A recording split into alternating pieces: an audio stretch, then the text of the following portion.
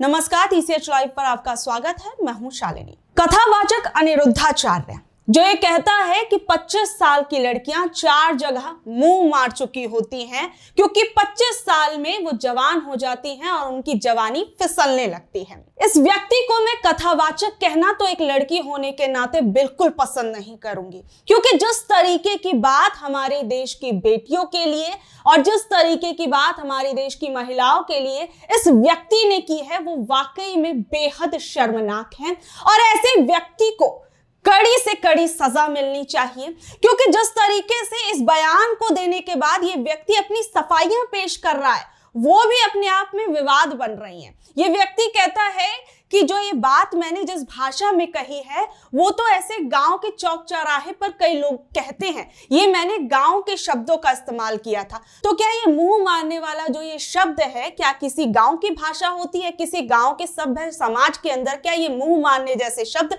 लड़कियों के लिए इस्तेमाल किए जाते हैं? ये व्यक्ति इसकी सफाई पेश करते हुए ये बातें करता है कि गांव के कल्चर में ऐसे शब्दों का इस्तेमाल किया जाता है, इसलिए मैंने ये शब्द कह दिए थे। और सबसे बड़ी बात तो ये जो सफाइयां ये व्यक्ति पेश कर रहा है, अब इसके खिलाफ इसका ही संत समाज जो है वो खड़ा हो चुका है और एक के बाद एक अब अनिरुद्धाचार्य पर FIR लगातार दर्ज हो रही हैं। दरअसल अनिरुद्धाचार्य के खिलाफ लड़कियों की शादी की उम्र और उनके खिलाफ दिए गए आपत्तिजनक बयान को लेकर मथुरा के वृंदावन में ब्रज धर्माचार्य परिषद और सनातनी हिंदू संगठन ने चेतावनी सभा आयोजित की थी। इस सभा में ब्रज के प्रमुख साधु संत और धर्माचार्य इकट्ठे हुए और 11 सदस्यीय समिति का गठन किया गया जो अनिरुद्धाचार्य के साथ साथ ऐसे संतों की गतिविधियों की निगरानी करेगी और आगे की आवश्यक कार्यवाही की अनुशंसा करेगी। और यह निर्णय लिया गया कि अगर भविष्य में अनिरुद्धाचार्य या कोई अन्य संत इस तरीके की आपत्तिजनक और अपमानजनक टिप्पणियां करते हैं तो उनका पूर्ण रूप से सामाजिक बहिष्कार किया जाएगा। लेकिन ये व्यक्ति यहाँ पर भी नहीं रुक रहा है। भले ही इसके संत समाज के लोग अब सामने आकर इसका विरोध कर रहे हैं, लेकिन ये व्यक्ति बिल्कुल कतई रुकने का नाम नहीं ले रहा और एक के बाद एक लड़कियों को लेकर बयान दे रहा है। और सबसे बड़ी बात, एक और घटना जो है वो सामने आई जब एक ABP के रिपोर्टर जो है अनिरुद्धाचार्य से उसके 25 साल को लेकर लड़कियों पर जो उसने बयान दिया था उस पर उसकी सफाई पूछ रही थी, तो उस दौरान भी उसके साथ बदतमीजी की जाती है। उस महिला रिपोर्टर के आगे उसी अनिरुद्धाचार्य के को मानने वाली कुछ महिलाएं आ जाती हैं और उसके साथ धक्का मुक्की करने लगती हैं। ये घटना सोचिए एक ABP की पत्रकार के साथ हुई। और सबसे बड़ी चीज, मैं इस बात की पूर्ण रूप से निंदा करती हूं कि एक पत्रकार होने के नाते एक महिला पत्रकार के साथ जिस तरीके से बाबा और उसके भक्तों ने बदतमीजी की वो कतई बर्दाश्त करने लायक नहीं थी। लेकिन सबसे बड़ी चीज आप देखिए कि अब इस घटना को लेकर लगातार ABP के लोग खबरें चला रहे हैं कि हमारी महिला पत्रकार के साथ इस तरीके की बदसलूकी की गई, बाबा के भक्तों ने उनके साथ बदतमीजी की। लेकिन सबसे बड़ी बात आप ये गौर कीजिए कि ऐसे बाबाओं को अपनी डिबेट में बुलाने वाले कौन लोग होते हैं? ऐसे बाबाओं को डिबेट में बुलाकर इनसे तरह तरह के बयान निकलवाने की कोशिश करने वाले कौन लोग होते हैं? ऐसे ही मीडिया चैनल्स पर बैठे लोग जो ऐसे लोगों को लाइमलाइट में लाने का काम करते हैं। और आज जब आप ही के लोगों के साथ इस तरीके की बदतमीजी हुई है तो ये बात साफ हो गई कि अगर आप आग के अंदर अपना हाथ डालेंगे तो आपका हाथ जलेगा। सबसे बड़ी बात आप ये भी देखिए कि जिस तरीके से ABP की महिला पत्रकार के साथ बदतमीजी हुई, उसके बाद ABP की ही स्टार एंकर कही जाने वाली चित्रा त्रिपाठी जब उन्होंने इस चीज को लेकर अपनी नाराजगी जताई तो बाबा जी ने खुले तौर पर चित्रा त्रिपाठी के खिलाफ भी बातें कही। उन्होंने कहा अब जो मीडिया है वो बाबाओं के खिलाफ एजेंडा चलाने में लगा हुआ है। और सोचिए अब तो बाबा जी चित्रा त्रिपाठी को भी नहीं बख्श रहे हैं और वो अलग अलग न्यूज चैनल्स पर जाकर ये कह रहे हैं कि मीडिया मुझे बदनाम करने की कोशिश कर रहा है। और जिस तरीके की बाबा बार बार जो ये बयान दे रहे हैं उसको लेकर अब उनके खिलाफ एक के बाद एक FIR दर्ज होनी भी शुरू हो गई है। दरअसल अनिरुद्धाचार्य के खिलाफ कोर्ट में केस दर्ज कराने की मांग करने वालों की अब संख्या लगातार बढ़ रही है। हाल ही में आगरा की हिंदू महासभा की जिला अध्यक्ष मीरा राठौर ने मुख्य न्यायिक मजिस्ट्रेट की कोर्ट में एक याचिका दायर की और उनका आरोप है कि अनिरुद्धाचार्य ने अपनी कथा में लड़कियों की शादी की उम्र पर गलत टिप्पणी की और उन्होंने कहा कि अनिरुद्धाचार्य ने व्यासपीठ से बाल विवाह निषेध अधिनियम 2006 के तहत तय की गई शादी की उम्र पर सवाल उठाया, जिससे बाल विवाह को फिर से बढ़ावा मिल सकता है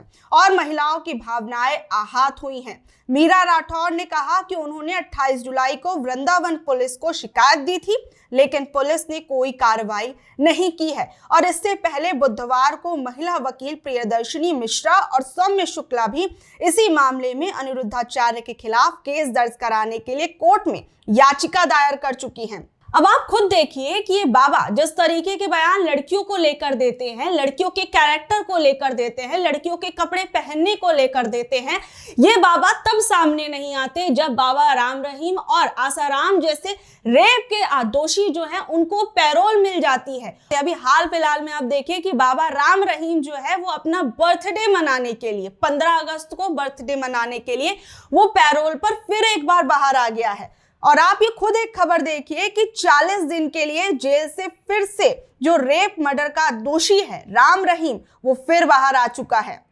और सबसे बड़ी चीज, ये पिछले 3 महीनों में दूसरा मौका है जब राम रहीम फिर से पैरोल पर बाहर आ गया है और इससे पहले वो इसी साल 9 अप्रैल को डेरा सच्चा सौदा के स्थापना दिवस के मौके पर 21 दिनों के लिए बाहर निकला था। और कमाल की बात देखिए कि अगस्त शुरू होते होते वो फिर से जेल के बाहर आ गया है। अब सबसे बड़ी बात आप ये देखिए, एक तरफ बाबा राम रहीम को जो है वो पैरोल मिल गई, वहीं आसाराम बापू को भी ये कहा गया कि उनकी जमानत जो है वो 21 अगस्त तक के लिए बढ़ा दी गई है। अब ऐसी घटनाओं पर, ऐसी चीजों पर जो है ऐसे बाबाओं का मुंह नहीं खुलता है, ऐसे बाबाओं के मुंह में तब दही जम जाती है। लेकिन जब लड़कियों पर उंगली उठाने की बात आती है, जब लड़कियों को ज्यादा संस्कार सिखाने की बात आती है, तो तुरंत ये बाबा लोग एक्टिव हो जाते हैं और एक से बढ़कर एक ज्ञान जो है वो खासकर लड़कियों के लिए देने शुरू हो जाती है। और मानिए पिछले कुछ दिनों से तो लड़कियों को ज्ञान देने के लिए बाबाओं के ज्ञान की बाढ़ सी आ चुकी है और एक के बाद एक से बढ़कर एक घटिया बयान जो है वो लड़कियों के खिलाफ लगातार निकलकर सामने आ रहे हैं। और अनिरुद्धाचार्य जैसे लोग तो अपनी जब सफाई भी पेश कर रहे हैं तो उसमें भी एक से बढ़कर एक विवादित बयान दे रहे हैं। और अनिरुद्धाचार्य जो ये ज्ञान देते हैं, लगातार हम देखते हैं कि एक से बढ़कर एक ज्ञान जो है ये अपनी कथाओं के अंदर देते हैं। उनकी कई क्लिप्स जो है लगातार वायरल होती रहती हैं। और इस बीच में जब अभी हमने देखा कि अभी हाल फिलहाल में अखिलेश यादव और अनिरुद्धाचार्य उन दोनों के बीच की भी एक क्लिप जो थी वो बहुत वायरल हुई थी, जब एक सवाल का जवाब जो है वो अनिरुद्धाचार्य नहीं दे पाए, जबकि वो आप कह सकते हैं कि उन्हीं के क्षेत्र से जुड़ा हुआ सवाल था, लेकिन उसका जवाब अनिरुद्धाचार्य के पास नहीं था और वो गोल मोल जवाब दे रहे थे। बस अखिलेश यादव ने एक छोटा सा सवाल किया था और वो अखिलेश यादव के सवाल का जवाब नहीं दे पाए और अपनी कथा में जाकर फिर अपनी छाती पीट कर कहने लगे कि देखिए हमारे किस तरीके से अनादर किया गया, किस तरीके से जो है वो हिंदू मुस्लिम अपनी सभा के अंदर जाकर करने लग गए। वो कह रहे थे कि ऐसी बात जैसी उन्होंने हमसे बोली, ऐसा सवाल वो किसी मुस्लिम से नहीं पूछ सकते थे। अब सोचिए कि किस तरीके से इस घटना के बाद वो हिंदू मुस्लिम करने की कोशिश करने लगे, किस तरीके से वो अपने भक्तों के बीच में जाकर ये बताने की कोशिश करने लगे कि जो एक हमने पॉलिटिकल पार्टी के एक लीडर से बात की और उन्होंने किस तरीके से हिंदू मुस्लिम करना शुरू कर दिया। तो ये तमाम चीजें जिस तरीके से जो ये बयान सामने आ रहे हैं, इस पर आप लोगों का क्या कुछ कहना है नीचे दिए गए कमेंट बॉक्स में जरूर बताइएगा और ऐसी अपडेट से जुड़े रहने के लिए देखते रहिए TCH लाइव। मैं हूं शालिनी।